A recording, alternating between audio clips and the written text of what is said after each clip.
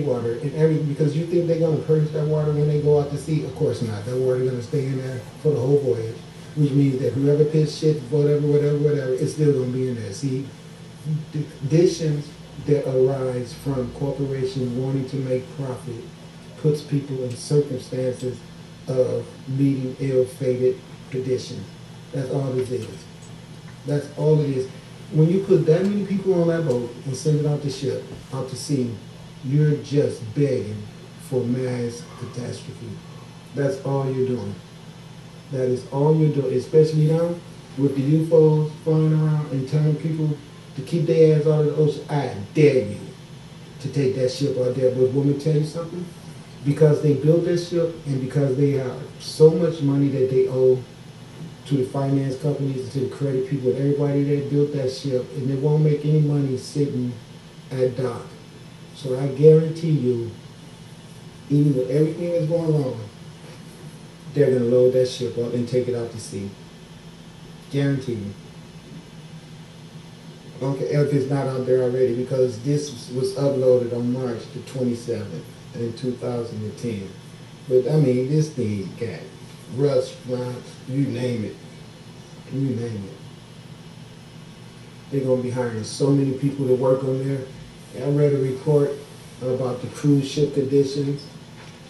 I don't know if it's true or not, but I'm going to tell you, I wanted to puke when I heard of the complaints that the people that was working there had to say about the conditions of how they was treated and how they didn't matter, how they would tell you one thing and do something else.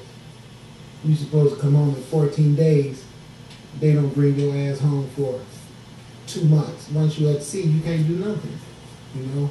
Especially if you're going into international waters away from your home port. Once you get out of international waters, there is no local law jurisdiction who can say anything to anyone that's out on the ocean in those ships. That pretty much the law is the captain and the people running the ship. But you can see how huge those things are becoming. Look at them. Just look. And this is why the UFOs are saying to them, you guys are out here dumping your oil from your engines on the water. You're pouring all of your garbage out. That's what they're doing. The garbage that they accumulate on those ships from all the people coming in there throwing their stuff and their debris away. If they brought a shipload of garbage back to land and had to dispose of it, it would cost them a pretty penny. So you know what they're doing? They're purging that garbage into the water. That's what they do. They throw it right. They got a little bitty door at the bottom of that ship that opens up, and they put it in a compactor. And when that door opens, they push the compactor slab straight out the back of the boat and purge all their garbage right into the ocean. That's how they dispose of it. And that's all those stupid Coca-Cola cans, all the beer cups, everything that they accumulate when they're out on water doing their thing. They do not bring that. And you know where they purge their ships at? Around lands of different countries, around Africa, around India, places like that. They never do it anywhere around Europe or around America or around Israel. They always go to places around, like if they say you're going like to Cuba or somewhere in that area, they pick somewhere along the route where their undesirable people live at, and that's where they purge their ships at. Here's some left. Burn your ass up, sink your ass.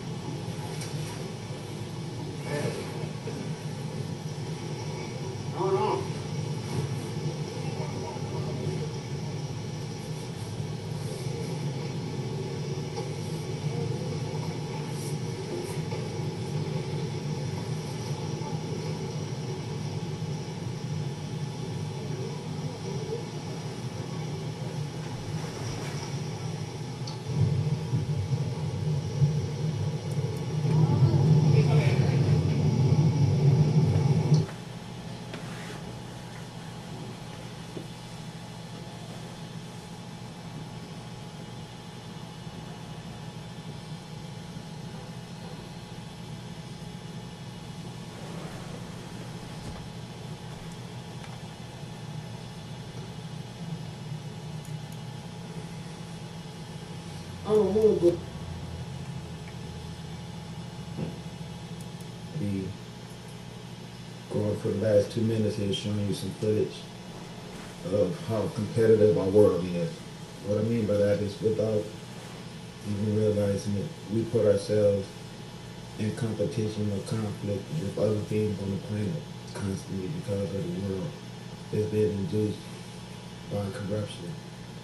See, this is the two hustling manifestations today that ended up occupying the same space at the same time, which is a definite defiance of physics. So as you can see, there are two cargo personnel, but one of them is negligent, which is the truck driver. He's totally negligent. You should never leave any part of your truck, parked on the railroad track. The fact that he went across that railroad track and did not see that train coming proves his negligence. My point is, there's too much materialism on the earth. That's why you see this type of stuff happening everywhere. Materialism has replaced spiritualism. So there's no spiritualism and plenty of materialism.